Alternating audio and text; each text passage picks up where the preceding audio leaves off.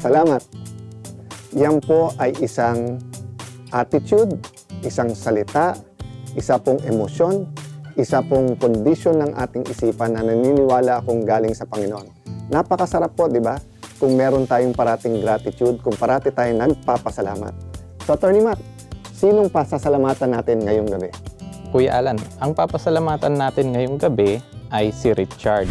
Simula siya na tumulong sa mga bata na nasa same situation tulad niya before na kumbaga wala nang magulang na maggagabay sa kanila. Tinulungan niya yung mga yon na makapag-aral din. Ikaw naman, Raf, bakit paborito mo rin yung segment na to? Kasi Kuya Alan, dito tayo makakahanap ng inspirasyon at mga role model na tao na dapat nating gayahin. Tingnan po natin ang storya ni Richard.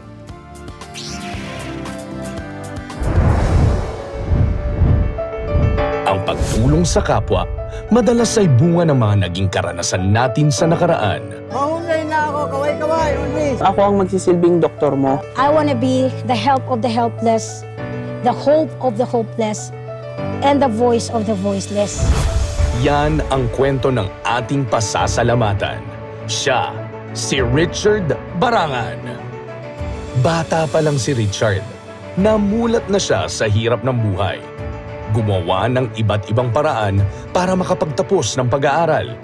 At ngayong siya naman ang may kakayahan, mga estudyante at magulang na salat din sa buhay ang kanyang tinutulungan.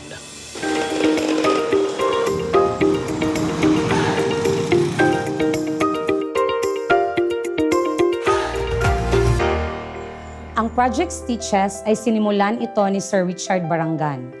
Ito ay proyekto kung saan ang mga estudyante under dressmaking and tailoring at ang mga magulang dito sa Valencia National Vocational High School, sila ay magtutulungan upang makapag-produce at makapagtahi ng bagong set ng uniform.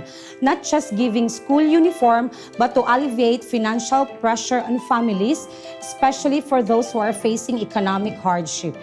Napakalaking tulong po itong proyekto ni Sir Richard Barangan dahil naibsan ang mga gastusin ng mga magulang at hindi lang yan, nagkaroon din sila ng extra income sa pananahi.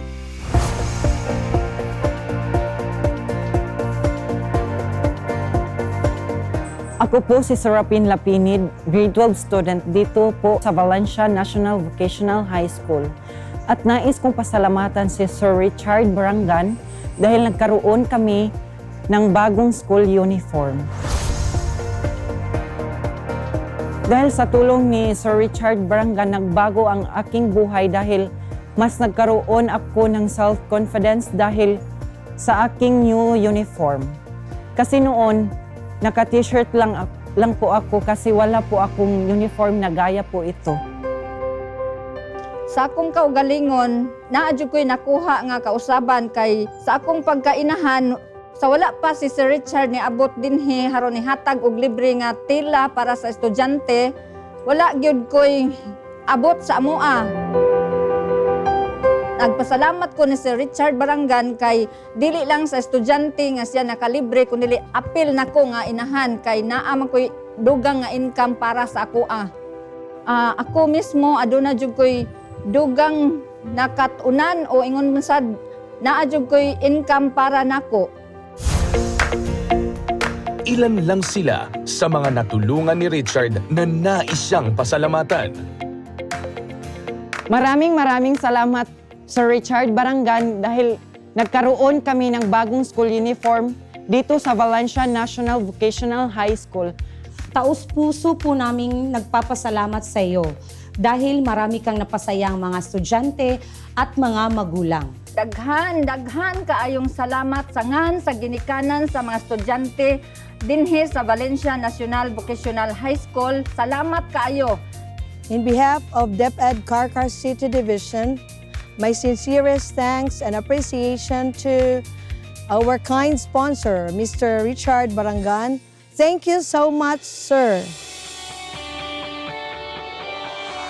Ngayon, mas kilalanin pa natin ang taong binabago ang buhay ng mga estudyante ng Carcar Cebu, one uniform at a time.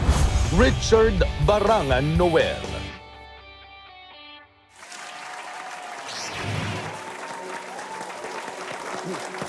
Richard, welcome to the program. Kuya Alan, Ate Pia. Hi, Ate Pia. Thank you. Thank you for having me here. Thank you. Good to have you here live. Thank you for Thank taking you. the trip. Na? Thank you. Tito Boy, salamat. Maraming salamat. Salamat. Kuya Boy, kanina nabanggit na gumawa ka ng iba't ibang paraan nung estudyante ka para makatapos. If okay lang, tanungin kita doon. Kasi feeling ko, part ng hugot mo yon bakit you're so helpful. You know, if it's okay lang, tell us a little bit of your life ganito kasi experience. yun. Of course, lucky po ako sa hirap. So, lumaki po ako na walang ama na kinagisnan. So, nanay ko lang po yung kasama ko. So, yung nanay ko po, nagtitinda ng kandila para lang po maitaguyod yung pag-aaral ko. Lalo na yung nag-high school ako. At saka itong project stitches na to, malaki kasi yung ano talaga sa sarili ko. Kasi nga, nung nag-high school ako, yung mga suot-suot kong uniform, mga pinaglumaan po ng mga pinsan ko. Kasi hindi po kaya ng nanay ko na ma-afford yun. Pero ako po ay naniniwala na kailangan po akong magsikap para po matagumpayan ko yun at ma-achieve ko yung mga pangarap sa buhay. So nag-working students po ako. Nag-aral po ako na mabuti para po makapasok ako ng magandang paaralan. So pinagdarasal ko po iyon. Tapos, yun lang talaga, nagtitiis lang talaga kasi alam ko naman na kung magdasal tayo, magtiwala tayo, kaya nating maabot ko anong gusto nating abutin sa buhay. So, doon po nag-ano yung life ko ngayon na kailangan lagi tayong magiging masayahin, positive sa buhay. At kung meron tayong extra na ma-earn, might as well mag-isip tayo, ano bang gagawin nating makabuluhan? We're really so happy to have you, Richard. And that's the portion of the show where we express gratitude na you don't have to be ultra-rich. Yeah. You don't have to be have a position. Sa'yo, kusa lang talaga. Yes, oo. So, alam ko naman na sa programang ito, malaking tulong ito sa ginagawa kong advokasya.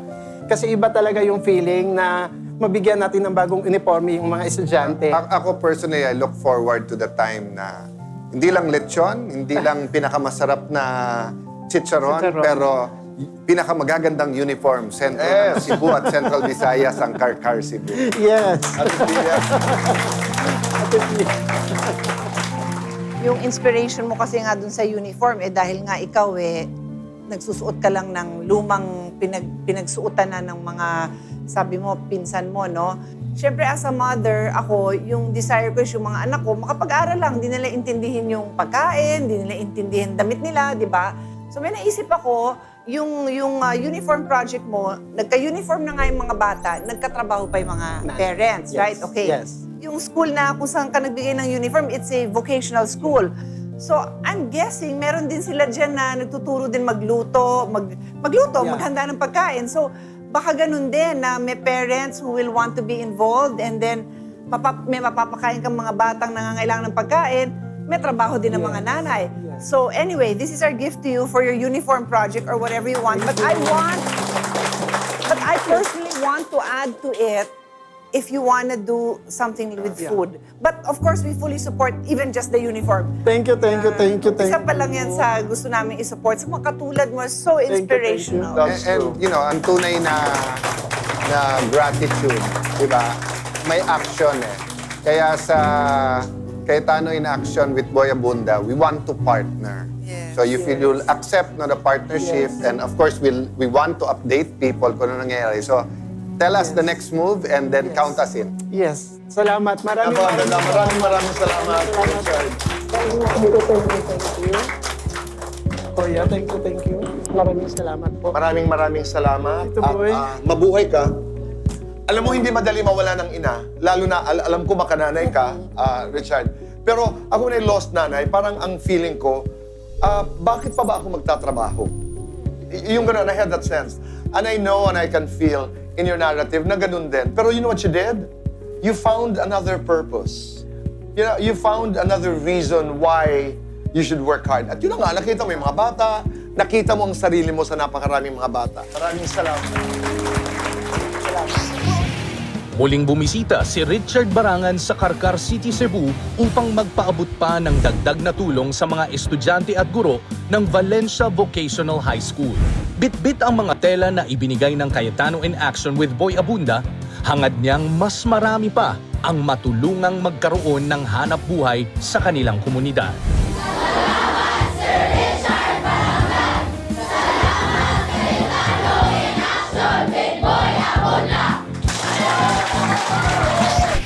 Violence against women and children. Nilinaw sa Kuya Alan at Pia, yes or no. Dito lamang po sa Cayetano in Action with Boy Abunda.